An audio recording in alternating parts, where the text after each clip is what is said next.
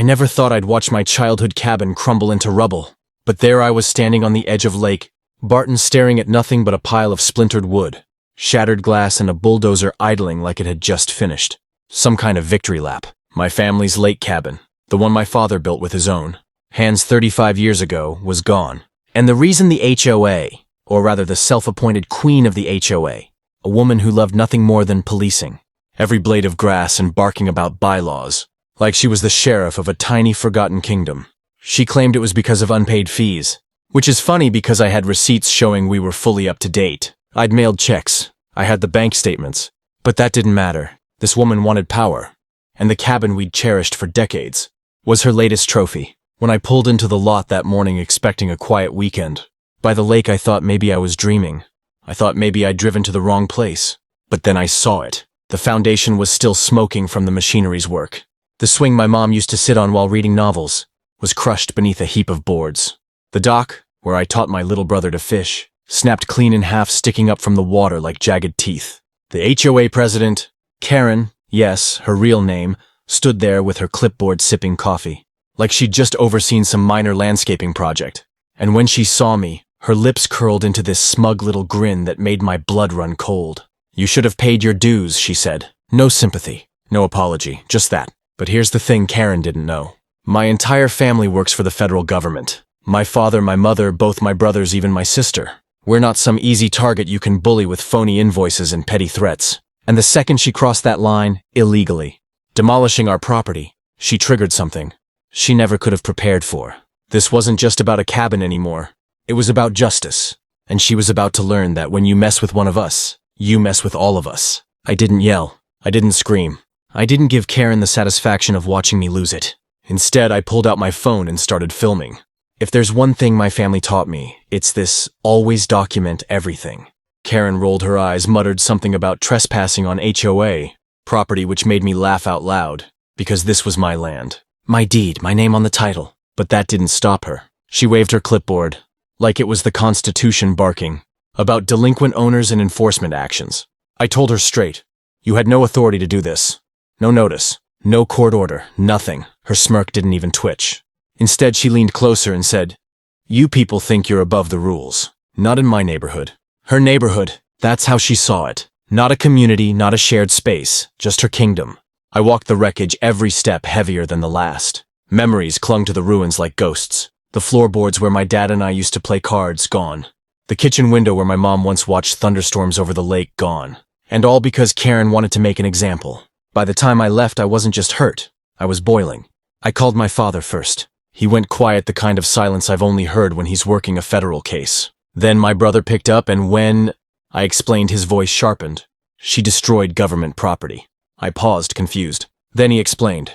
Years ago, we'd used the cabin for federal training exercises, quiet off the radar. Some of the infrastructure was technically government-issued. Karen hadn't just knocked down a private home. She had bulldozed classified assets. Suddenly, this wasn't just a neighborhood dispute. It was a federal matter. And my family. We weren't about to let some HOA tyrant walk away with a smug grin and a clipboard. No, we were about to dismantle her entire operation, piece by piece. The first step was information. My dad always says, before you fight, you gather. So that night, our whole family piled into the dining room of his house like it was a war council. My father spread out maps of the lake community.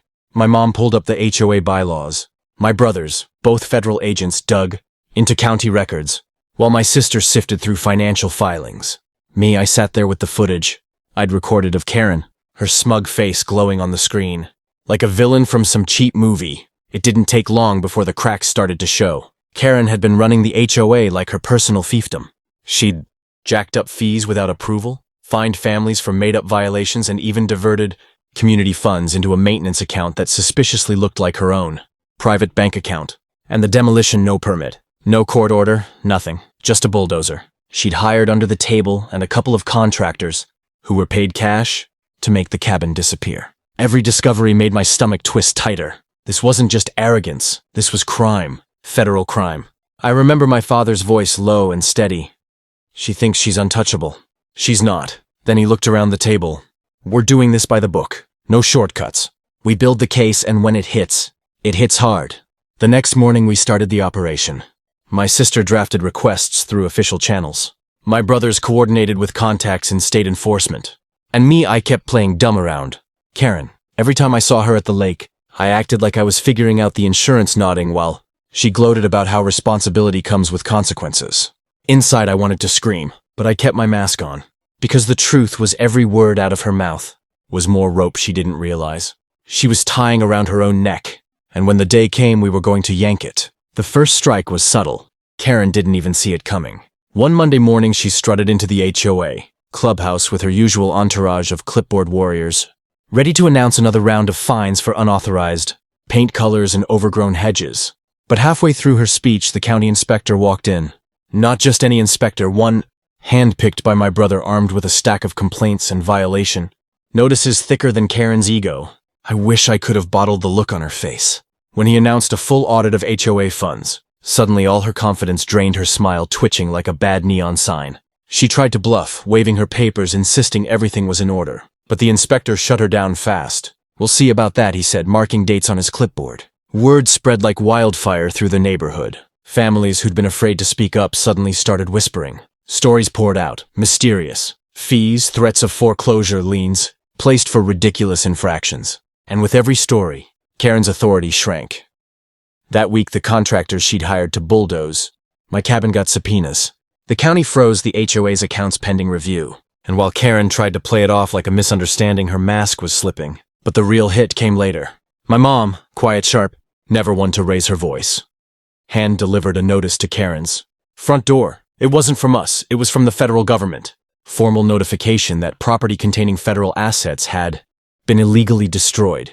Karen actually laughed at first, muttering something about scare tactics. But when she saw the official seal at the top of the letter, the color drained right out of her face. Stood across the street watching her tremble as she read it.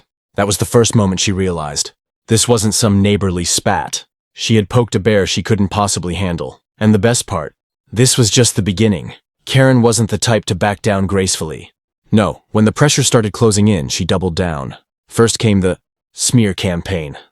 Flyers appeared in every mailbox around the lake warning that my family was dangerous, that we were abusing government connections to intimidate the HOA. She even printed my face on one of them, claiming I was unstable and violent. Laughed when I saw it, but my mom didn't. She knew false statements, like that, weren't just petty. They were ammunition in a defamation case. Then Karen started holding emergency meetings. Wasn't invited, of course, but neighbors told me she was pacing at the front of the clubhouse, ranting about how we were trying to destroy her community and steal the neighborhood out from under her. People said she looked less like a leader and more like a cornered animal, sweating, shaking, snapping at anyone who dared question her. But here, as the thing, the harder she fought, the deeper she buried herself. My brothers had already uncovered thousands of dollars in maintenance, fees that somehow paid for luxury vacations, spa treatments, and even a new car in Karen's driveway. My sister tracked her emails, finding proof she'd pressured contractors into cutting corners to save HOA money, corners that violated safety codes. And then came the moment that sealed her fate. In a desperate attempt to prove the HOA was legitimate, Karen stormed into a county office demanding that officials back her up. What she didn't know, the feds were already watching. Cameras rolled as she lied, doctored documents, and threatened a clerk with legal action. Every word was recorded, every threat added to the growing file with her name on it. By the time she walked out of that building, she wasn't just an HOA president anymore. She was the subject of a federal investigation. But Karen still didn't get it. She thought she could out-shout, out-lie, and out-bluff her way through. And we were about to show her just how wrong she was. The knock came early on a Tuesday morning. Karen answered the door in her robe, coffee cup in hand, probably expecting a neighbor or maybe another delivery of office supplies for her precious HOA meetings. Instead, it was a pair of federal agents' badges flashing in the morning sun. She barely had time to blink before they handed her the warrant. Fraud, embezzlement, destruction of property, interference with federal assets. The list went on and on. I stood a few houses down watching from my truck. Karen's shrill voice carried down the street as she protested, claiming it was all a mistake, that she was the victim of a conspiracy. But the agents didn't flinch. They stepped inside her home, and a few minutes later they walked her out in handcuffs. Clipboard still on the counter, coffee still steaming on the porch. Neighbors gathered, whispering, recording on their phones. The same people she'd bullied for years were suddenly free to smile, free to laugh, free to watch the self-proclaimed queen finally lose her crown. And it didn't stop there. With Karen out of the picture, the HOA collapsed almost overnight. The county dissolved, the board froze the accounts, and announced a full restructuring. Every homeowner got letters confirming that fraudulent fines were being reversed. Families who'd nearly lost their homes were suddenly cleared. As for me, I finally walked back to the wreckage of my cabin. This time, though, I wasn't looking at it with despair. I was looking at it with resolve. Insurance would pay out. The government would cover the rest. And when it was rebuilt, it wouldn't just be a cabin. It would be a symbol. Proof that no matter how much power someone thinks they can't stand against a family that knows the law and knows how to fight back. Karen thought she could bulldoze us into silence. Instead, she bulldozed her own future. In the weeks that followed, the lake community transformed. Without Karen's iron grip, neighbors, who hadn't spoken in years, started waving at each other again. Kids played in yards without fear of violations. The endless stream of fines, warnings, and threats vanished overnight. For the first time in a long time, the neighborhood actually felt like a neighborhood. As for Karen, well, her story spread far beyond Lake Barton. News outlets picked up the case, splashing her mugshot across headlines. HOA president arrested for fraud and federal violations. Former board members turned on her, eager to save themselves. Every skeleton in her closet came tumbling out, from stolen funds to shady land deals. She wasn't just facing fines anymore. She was staring down years in prison. And me, I stood on the shore one quiet evening staring at the lake, where my family's cabin once stood. The water rippled gold in the setting sun, and I could almost hear the echoes of my dad's laughter. My mom's soft voice reading by the window. My siblings splashing off the dock. The cabin would be rebuilt. Stronger. Bigger. Better. But the real victory wasn't the wood, the nails, or the glass. The real victory was knowing that we stood up against someone who thought they were untouchable, and proved that justice doesn't care about clipboards, fake rules, or inflated egos. Karen made one fatal mistake. She thought she was fighting a single homeowner. What she didn't realize was that my whole family are federal agents. And when you come after one of us, you come after all of us. So here's the lesson, plain and simple. Don't mess with people just because you think you can. Because you never really know who you're messing with until it's far too late.